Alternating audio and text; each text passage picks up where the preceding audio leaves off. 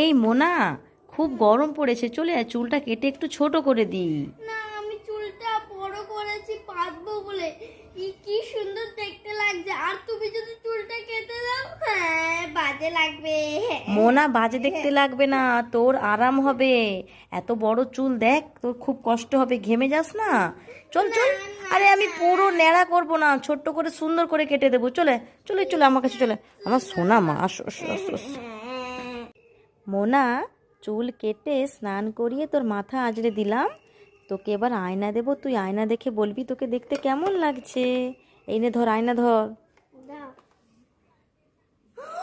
কিরে, কেমন দেখতে লাগছে? ভালোই তো দেখতে লাগছে, মন্দ লাগছে না তো। তাহলে তুই যে কিছুতেই চুল কাটবি না বলেছিলি, মাথাটা হালকা লাগছে। হ্যাঁ, তাহলে তুমি আমার ভালোর জন্যই চুলটা কেটেছো। তাই? হ্যাঁ।